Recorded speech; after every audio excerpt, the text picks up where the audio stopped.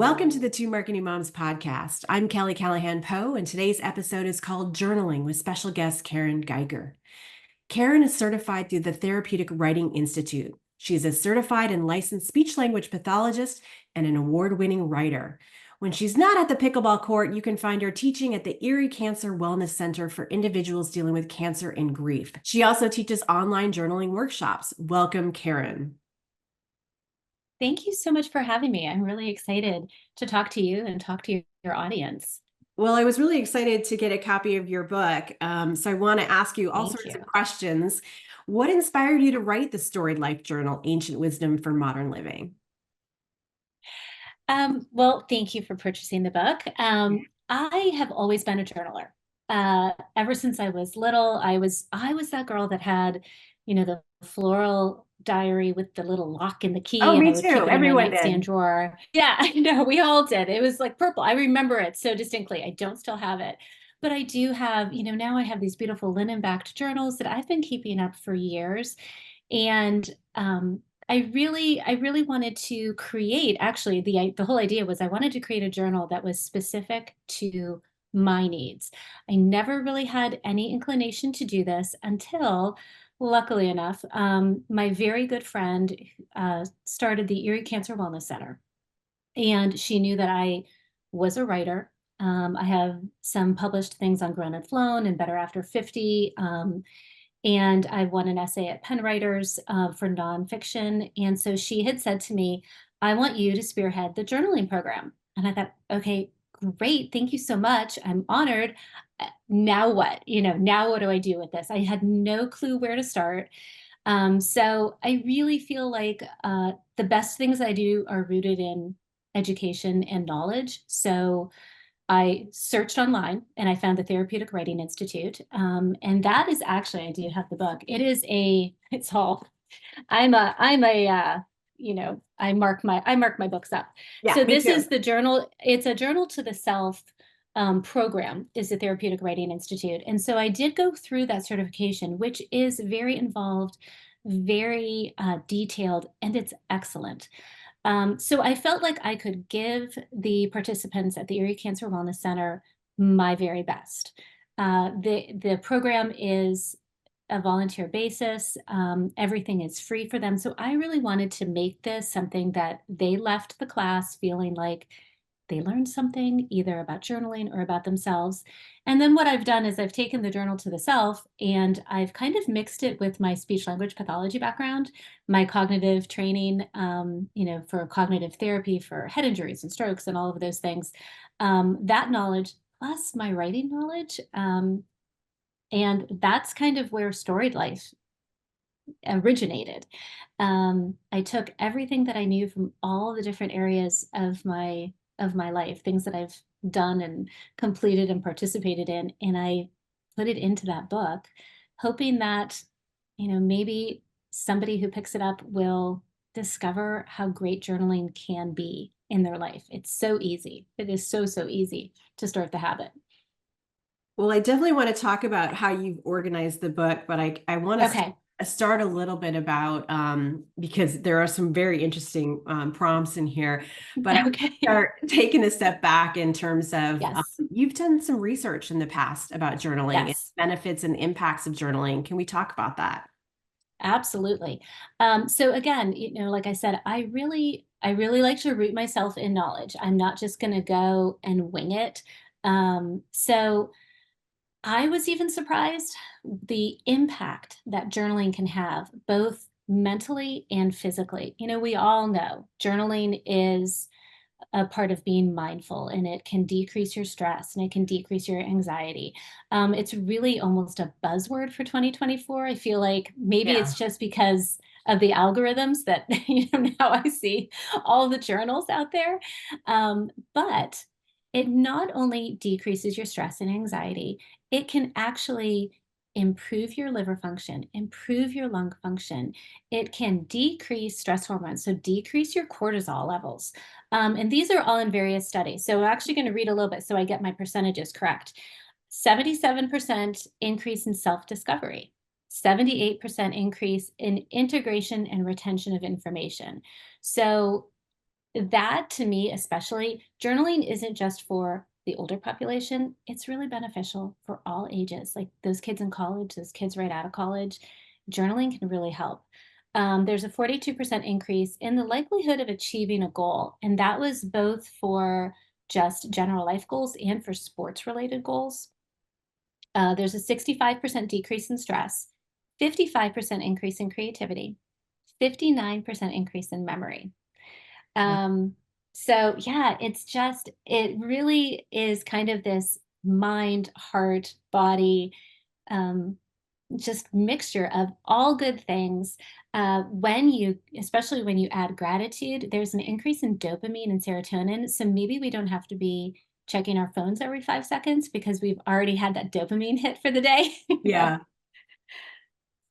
Well, it's funny because I already knew about the memory aspect of it because Hmm. I need to, I came up before the internet existed, right? So we had to actually write Right. things down in notes. So I didn't have computers in school to write notes. So for me, Yes. I have to handwrite things down and I remember where things are on the page and it helps me to write things down to memorize. And I try to explain this to my kids because they're typing notes and I don't think you have the same effect when you're typing No. something versus when you're handwriting them.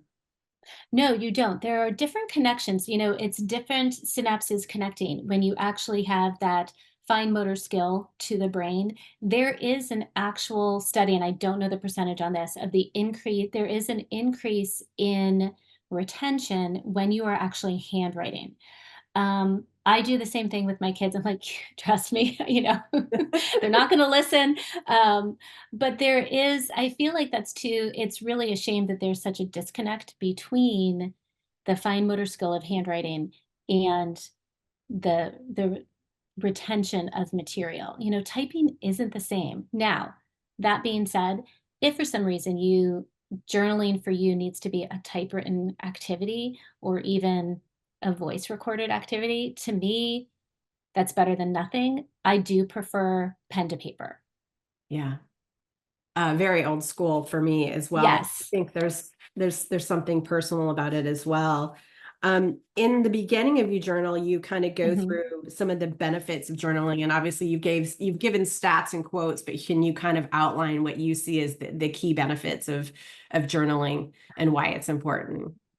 I really think that journaling is an opportunity for everybody to become a little more aware of who they are and where they're going. I mean, that's kind of the bottom line. It is an opportunity for greater self discovery.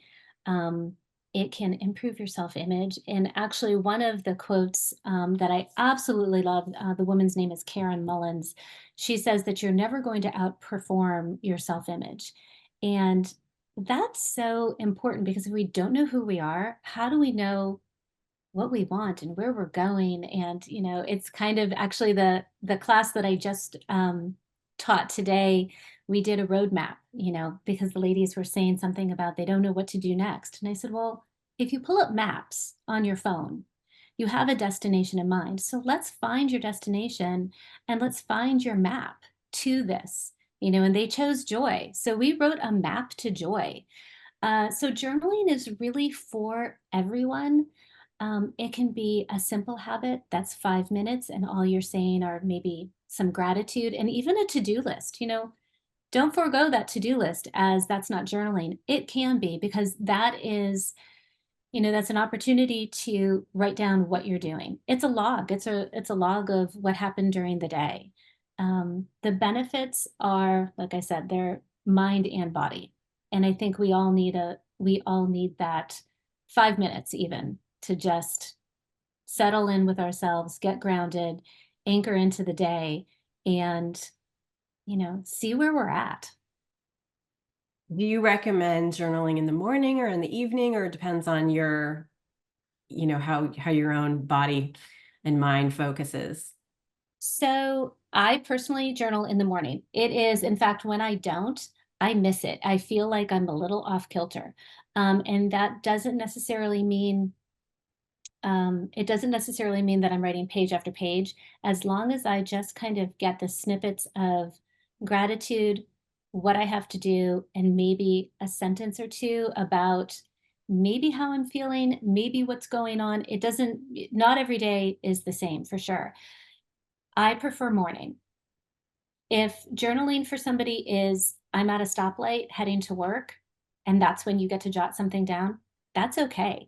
I Yeah. think the biggest thing to really impress upon everybody is don't make it too precious.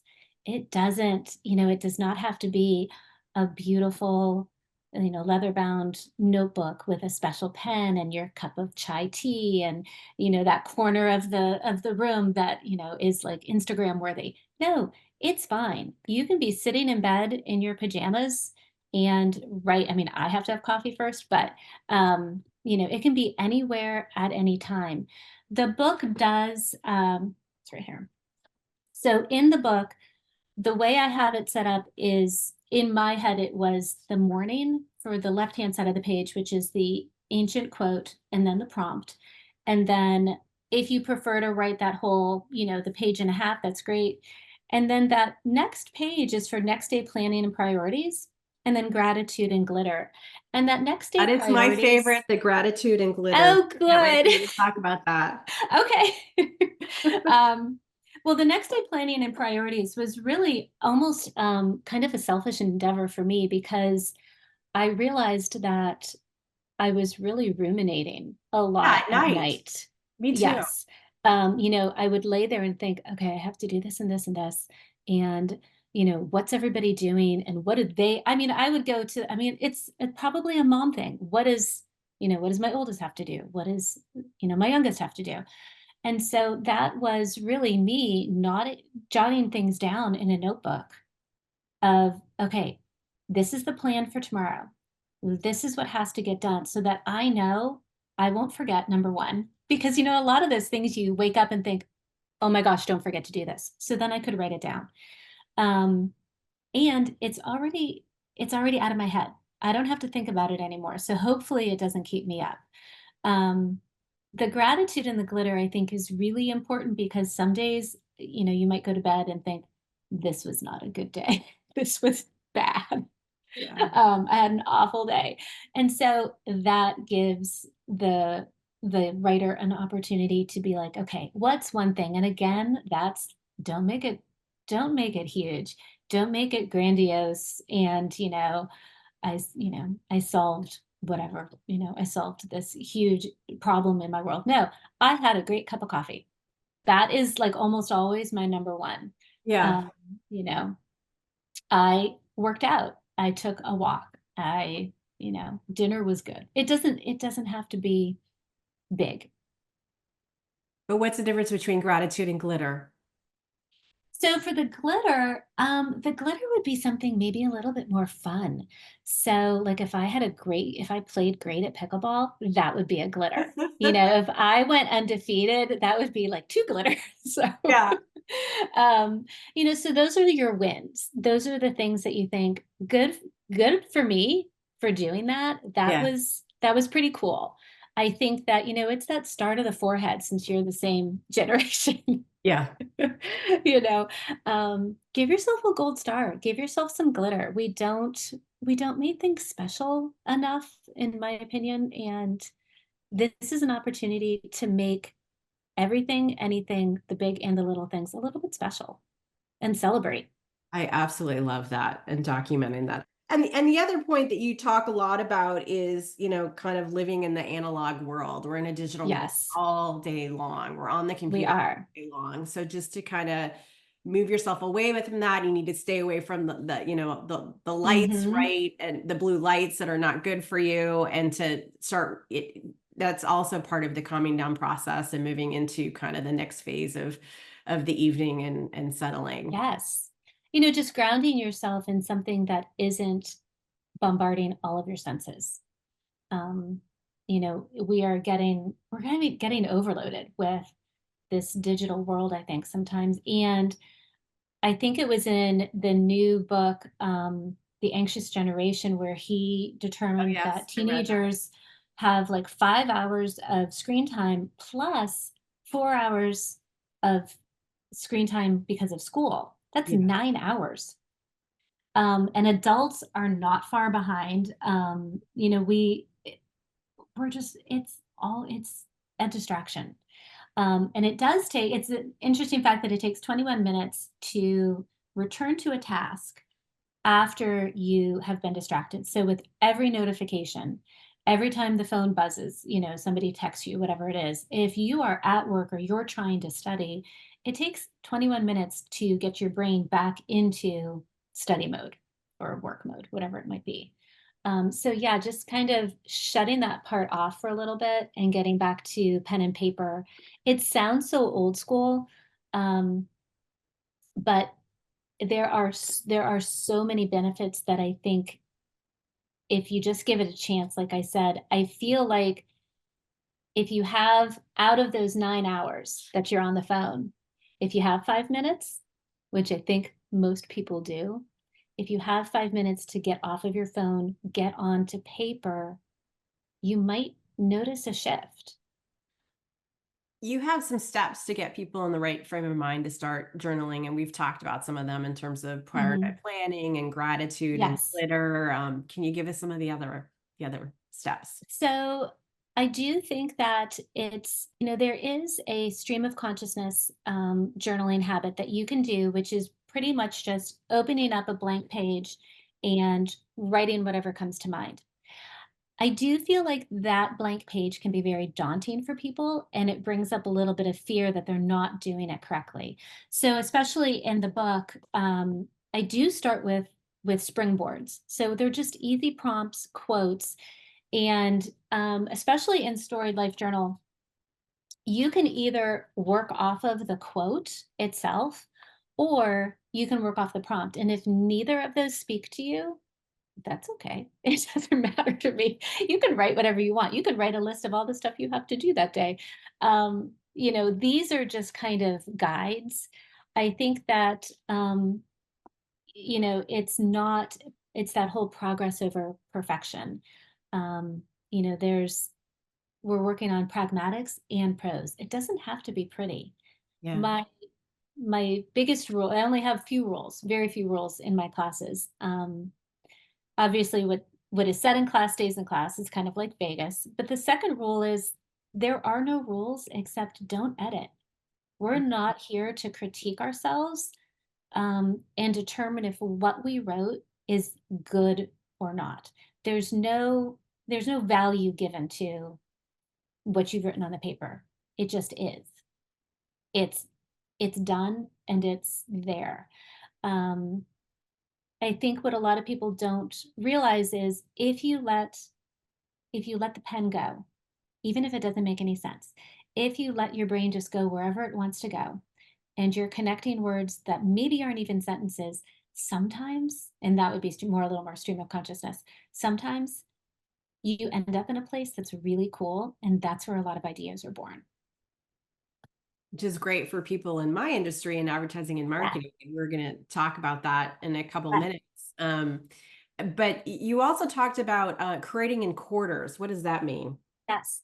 I do think that it's important to kind of give yourself a goal. I'm very goal oriented. I think that that is partly because of being, a speech language pathologist. And when I worked with patients, we had long-term goals, short-term goals, met, unmet, continue. And if you ever worked in any kind of therapeutic realm, you know what that is. So I do think that it's important to work with, um, where you want to go in the next quarter. I do think it's important to give yourself a little bit of a time limit. You know, give yourself if you um when it comes to like writing fiction, because I'm doing a book coach and training with Author Accelerator. Some of the best books have a time frame. So it's not like it's that ticking clock. It's not like, oh, I have years to do this. No, if you have a goal that you want to achieve, and you know what it is and you know how to get there, block it out. Put out the steps, just like we did in the class today. Write out the map and then give yourself, if it's 1 quarter, great. If you need to extend it to 2 quarters, but at least then you give yourself that ticking clock of, I need to get this done. Gives it a little bit of an urgency. Um, yeah, I think that I think that it just kind of gives you a time frame to work within. And you also include a goal planner as well as kind of a habit tracker in there to help guide you as well. So what are some examples in some of your classes that you might give as a goal that someone might have in a certain quarter? So I think when one of the things that we do more in my online workshops is we do determine joy is kind of a big word for everybody. And I usually allow the class to determine the word that speaks to them most. Obviously I have a curriculum, but I really go by the participants and their language. Language is so important, which we can talk about in a second. So what I usually do is if for some reason we are trying to find more joy, there are techniques, specific techniques and tools to evaluate your most authentic self. And are you being your most authentic self, which would equate to being joyful, right? Because when you have that mind, heart, heart head coherence, you're kind of in the flow. You're being in your zone of genius or zone of flow, or however you want to say it. And then we determine, well, how are you going to get there? What is your scaffolding? What are your pillars that are holding you up to bring you joy? And if finding joy is something that is your goal, then we set actual, like, I will do this, I will write in my journal, 4 times a week for 10 minutes a day. And that's a goal. So actually I think it's in this one, um, in one of I actually wrote 2 pickleball journals as well, Dink and Drives. And I think it's actually in the Dink one where there's a cognitive goal, an athletic goal, and then another kind of goal. So that it's not always, we're not always striving and never arriving. You want the goals to be attainable, you want them to be measurable, and you want them to be true to you, not true to So, somebody else. You don't want to do what somebody else is doing. You want to do what's true to you. so there's personal, there's professional, and personal could be mind, body, spirit. You could organize it however you wanted, right? Mhm. And professional could be whatever you want your professional goals to be. Absolutely. I want to record 50 podcasts in the next 3 months type thing, and all the steps that I need to do to get there. Okay, that makes a lot of sense. Okay, so you talk a little bit about different quotes that you love that inspire you. Can you give us a couple of the quotes that are most inspiring to you? I can tell you my favorite quotes. Okay. I think probably one of my most favorites is by Dr. Wayne Dyer, which is if you change the way you look at things, the things you look at change. And I think that that goes for everything and everyone, quite honestly. I mean, I think if you just flip how you're perceiving something, and that's where journaling can really help, because journaling can really improve those executive level function skills, that frontal lobe, prefrontal lobe, frontal lobe of memory, problem solving, prioritizing, categorizing, attention to task. It is that task initiation, so getting yourself started. And I think that that really helps you when you can analyze something that you've written down from a different perspective. That changes that time frame from act and react. There's a there's a stimulus, and are you going to act, react? What's that process? And I think when you give yourself that couple minutes to write it on paper and really look at it, your first reaction might not be your second, third, fourth. So I love that quote. Another one, which I tell my boys all the time, is by Henry Ford. It's whether you think you can or think you can't, you're right. Yeah, Um, and that comes to the power of language. you know Writer, speech language pathologist, I language to me is beautiful. It's how we talk to each other and how we talk to ourselves is so important to who we are, where we're going, our self-image, um, our self-discovery. I think so many people would never speak to their friends the way they talk to themselves. of course. Of course. I'd love to hear the type of advice that you would give on what young generational kids would journal about, and why would it matter to them? That is such a great question, and I think it goes back to that, the prompt that I had said. What I do teach in the workshop is kind of finding that magic of you, that authentic self, and it's hard. Gosh, my kids are, at that age, ending college, first jobs, and they're just kind of, yes, they know who they are and they know what they like, but they're just kind of figuring out who they are from student to worker, to going into the workplace. And I think it's really important to understand, you can start understand who you are and asking the question, who am I? You can do that every day and your answer will be different.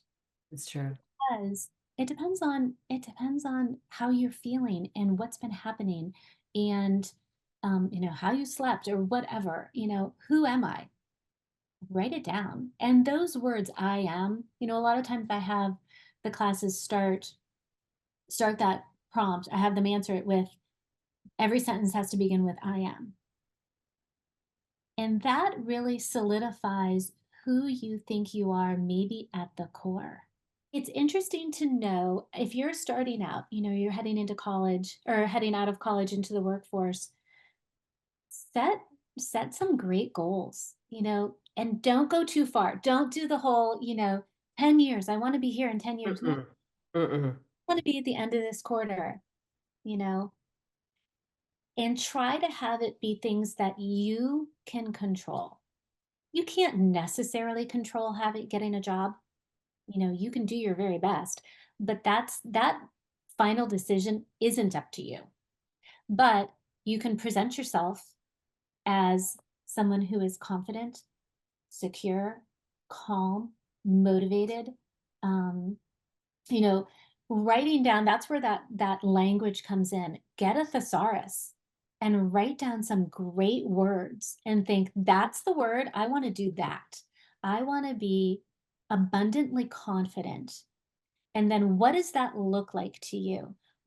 That's I mean, hopefully these kids know how to do snowflake method, abundantly confident. Put that on the middle of the page and then get all of your lines coming from that. And what does it look like to you?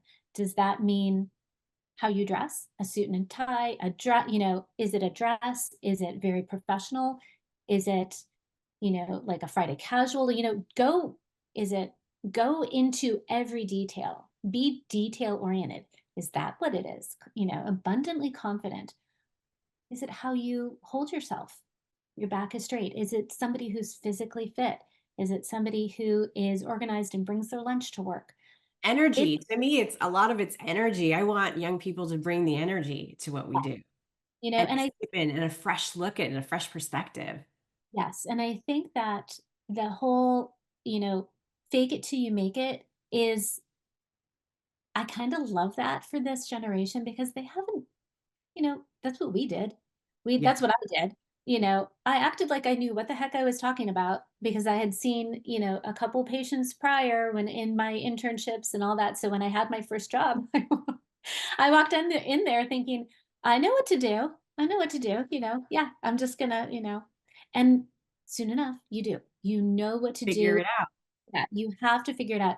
And again, problem solving, you know, that that prefrontal lobe with your journaling helps you to analyze problems in the moment because you've done it on paper. It's like building muscles, lifting weights.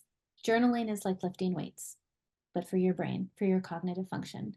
Um, yeah, I think that as far as this young generation, especially if they're going into marketing, I don't know. I did bring this book out because I wanted to show everyone. I'm not sure. One of Yeah. my favorites. Yes.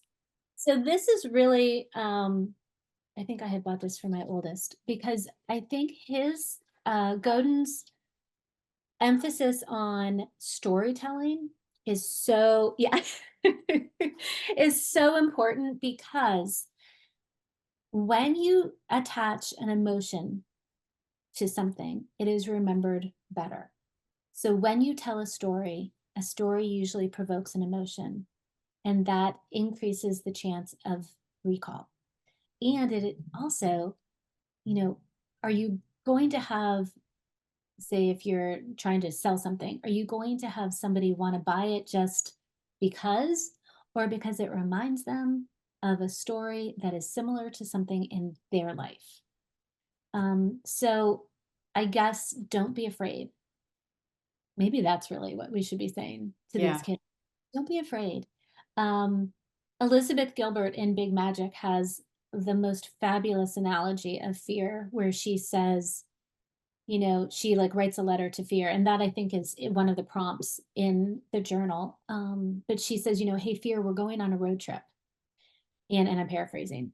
Um, and you're allowed to come and you can sit in the back, but you are absolutely not allowed to drive. And Oh, I so I love think that. for really any age group, don't allow the fear to drive.